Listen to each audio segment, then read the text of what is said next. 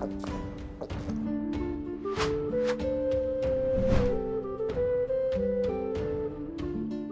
moin, hallo und herzlich willkommen zu einem neuen Video hier auf meinem Kanal. Heute gibt es ja eine Runde Shakes and Fidget. Es ist soweit, offiziell wurde EU5 angekündigt. Viele Leute haben sich darauf schon vorab gefreut und haben den Tag schon heiß erwartet, wann nun endlich EU5 starten wird. Und das Ganze ist nun offiziell im Forum angekündigt worden. Ja, EU5 startet am 7. Juli um 16 Uhr, ist natürlich so wie immer der Freitag und hier nun ist das Ganze auch offiziell. Ne?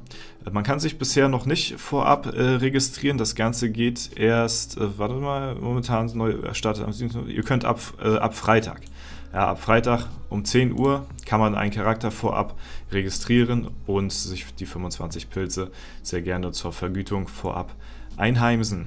Ja, des Weiteren gibt es natürlich auch noch die News für das kommende und das nächste Wochenende. Hier ist einmal für das jetzige und dann halt auch die Events für das nächste Wochenende. Und da viele Leute schon auf EU5 sich vorab Pläne machen, was ja auch sehr, sehr gut ist, wollte ich euch da auch nochmal kurz meine Hinweise nochmal zu EU5 geben, falls ihr dort auf dem Server spielen wollt, was ihr dort eventuell wissen müsst und was ganz nice to know ist. Auf jeden Fall das Allerwichtigste, das sage ich jedes Mal vorab immer, ist, dass ihr euch vorher schon Pläne macht und halt versucht, eine Gilde zu finden, beziehungsweise Spieler, die auf EU5 auch starten wollen und euch der Gilde anzuschließen oder selbst eine gründet. Für beide Varianten empfehle ich euch da auch sehr gerne auch mein Discord. Da könnt ihr sehr gerne vorbeischauen und hier gibt es eine Rubrik für Gilden- und Spielersuche. Dort könnt ihr reinschreiben, wenn ihr auf der Suche nach einer Gilde seid als Spieler oder Gilden, eine Gilde gründet und Mitspieler für eure Gilde braucht, je nachdem, ganz unterschiedlich, könnt ihr sehr gerne reinschreiben und euch connecten. Hat schon sehr viele Leute zusammengeführt und das Ganze findet ihr auch unten angepinnt im Kommentar oder in der Videobeschreibung. Ansonsten nochmal ganz kurz liste ich nochmal alle meine Links auf zu meinen, ich sag mal, nützlichsten Videos, die ich so gemacht habe zu Serverstarts und Tipps und Tricks. Die findet ihr auch unten alle aufgelistet, alle angelinkt, angepinnt im Kommentar oder in der Videobeschreibung. Da haben wir zum Beispiel einmal, damit ihr halt auch für den Serverstart bestens gewappnet seid, 4 Videos, die ich euch hier rausgekramt habe. 10 Tipps für einen erfolgreichen Serverstart. Das sind alles relativ gut, also kurz gefüllt dafür oder kurz dafür, aber mit viel Inhalt gefüllte Videos, auch aufgegliedert mit Timestamps und sowas alles, worauf ihr gerade am ersten Tag auch achten solltet. Das ist so das erste Video für den erfolgreichen Serverstart direkt zum Start des Servers. Dann haben wir zum Beispiel hier auch 10 nützliche Dinge, die du wissen solltest overall. Hier haben wir zum Beispiel Thematiken wie die Teilschutztaktik drin, die erklärt wird ganz kurz, wie man beim Arena Manager umgeht und halt auch alles hier mit Timestamps gegliedert, damit ihr halt auch wisst, was für euch eventuell interessant ist und was nicht. Das ist dann der zweite Link unten angepinnt.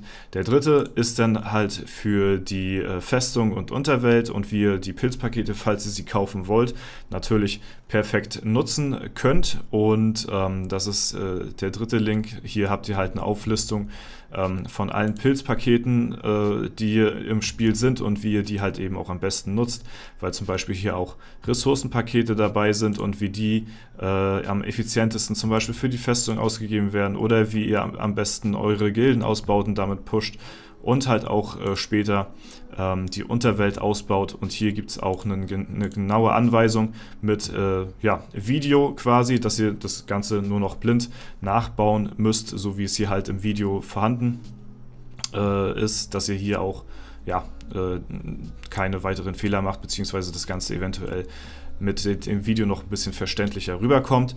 Das ist dann der dritte Link und den vierten habe ich nochmal dann für die Free-to-Play-Spieler aufgelistet, wo ich dann halt nochmal wiedergebe, wie man denn am besten als Free-to-Play-Spieler agieren sollte. Das Ganze, da muss ich nochmal zu sagen, ist zum Serverstart gibt es oder herrschen immer eigene Events bzw. Serverstart-Events, die unabhängig von allen anderen Servern sind. Nach diesen Serverstart-Events, die jetzt nicht im Basic-Event-Cycle hier mit drin sind, fügt sich dann der normale Cycle dem danach dann wieder an. Also danach kehrt dann quasi die Routine ein, aber direkt zum Serverstart herrschen natürlich auch nochmal andere Events und deswegen ist das hier halt eben der Basic Event Cycle und nicht der Serverstart Event Cycle sozusagen. Das nur nochmal kurz dazu gesagt, aber auch ein sehr viel umfassendes Video, halt ausführlich Free-to-Play-Spiele ausgelegt, falls ihr halt eben auf dem neuen Server EU5 starten wollt. Und damit seid ihr schon mal eigentlich ganz gut versorgt an Informationen zu dem Serverstart EU5 und könnt da mit ruhigem Gewissen auf jeden Fall reinstarten. Wie gesagt, das Ganze findet ihr unten in der Videobeschreibung oder halt in den Kommentaren angepinnt, alle 4 Links plus der Discord-Server und könnt euch da dann sehr gerne informieren, falls ihr denn das wollt und auf EU5 startet. Wie gesagt, vorab hatte ich schon gehört, dass der Server halt sehr beliebt sein soll, beziehungsweise viele Leute da vorab drauf starten wollen und deswegen kann ich den Server auch dementsprechend, ich hätte mal mit vollen Leben starten sollen hier, kann ich den Server auch dementsprechend auch empfehlen, weil es halt auch wieder so ein halber Jubiläumsserver ist, so alle 5 Server sind immer relativ gehypt, also Server 5, Server 10, 15, 20, so die runden Server, die sind immer sehr beliebt und deswegen tummeln sich da auch immer sehr viele Leute vorab schon und man kann davon ausgehen, dass das ein sehr langfristiger, sehr langlebiger Server wird und ich den auch deswegen ganz gut empfehlen kann, dass man da darauf starten sollte, wenn man das denn vorhat, auf einem neuen Server zu starten. Und ja, ich selbst habe natürlich auch schon ein paar kleine Pläne für EU5, dort verrate ich aber noch nicht allzu viel, das wird dann die nächsten Tage folgen.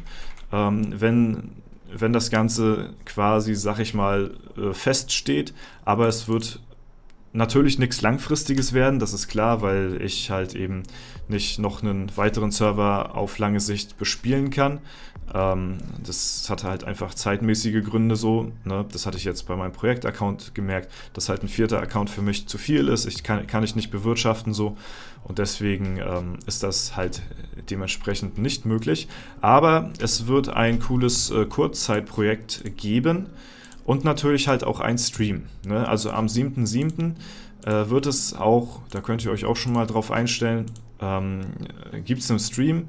Um 16 Uhr startet der Server, wir werden wahrscheinlich wieder so um 15 Uhr oder 14.30 Uhr, ich weiß noch nicht ganz genau, 15 Uhr ist aber wahrscheinlicher, den Stream anschmeißen und um 16 Uhr dann den Serverstart vollziehen mit einem Kurzzeitprojekt, wo ich gespannt bin, ob sich da noch einige Leute finden werden und dazu aber dann halt eben auch die Tage mehr. Wird auf jeden Fall auch eine coole Sache. Und ja, dann wisst ihr da auch über meine Pläne EU5 auf jeden Fall auch Bescheid. So, ne? Also ja, ich finde es auf jeden Fall cool, dass sie jetzt das halt relativ frühzeitig, sage ich mal, vorab ankündigen. Ich weiß nicht, ich glaube 1 Woche oder 2 war ja immer schon so Standard gewesen, dass es vorher ankündigen. Man kann sich jetzt, gut, wenn man jetzt arbeitnehmend ist, so sage ich mal, kann man sich schwierig drauf einstellen, weil man halt so, jetzt mitten im Monat wahrscheinlich nicht nochmal Urlaub extra dafür einrichten kann oder so. Für die Leute, die es halt wirklich wissen wollen, sag ich mal, gibt ja viele Leute, die sich dafür extra, weiß ich nicht, Wecker stellen und sowas alles oder halt Urlaub nehmen. Das ist natürlich immer noch ein bisschen zu kurzfristig, sag ich mal, aber 2 Wochen vorab ist, denke ich mal, trotzdem auch schon human und kann man eventuell sich einigermaßen darauf einstellen, den Serverstart dann mitzunehmen. Ja, ich habe zum Beispiel das Pech, dass ich da halt arbeiten muss, beziehungsweise an dem Tag dann Nachtdienst habe. Deswegen kann ich da halt auch den Serverstart nicht so lange mitstreamen, aber ich werde da natürlich trotzdem versuchen, auch ein bisschen was zum Start dazu beizutragen, beziehungsweise den halt eben nicht zu verpassen. Oha, wie wenig Schaden. Ja, das sind eigentlich so die News, die ich euch sagen wollte. Das ist das Wichtigste kurz zusammengefasst. Wenn ihr euch damit weitergehend beschäftigen wollt, dann könnt ihr das natürlich sehr, sehr gerne tun. Alle Links dazu habt ihr natürlich sehr gerne oder findet ihr unten halt in der Beschreibung. Und für weitere Informationen kann ich dann natürlich auch immer die SF Taverne empfehlen. Da findet ihr auch viele nützliche Informationen, beziehungsweise ist auch die Quelle, wo ich viele meiner Informationen hernehme. Und deswegen kann man da auf jeden Fall, wenn man sich weitergehend mit dem Spiel auch befassen will, da natürlich auch sehr gerne vorbeischauen. Okay, das war's soweit. Ich wünsche euch auf jeden Fall vorab viel Glück, Erfolg und einen guten Serverstart. Wir hören uns natürlich die nächsten Tage noch. Das war's aber erstmal soweit von mir. Falls euch das Video gefallen hat, lasst gerne eine Bewertung und Kommentar dazu da. Ansonsten war es das soweit.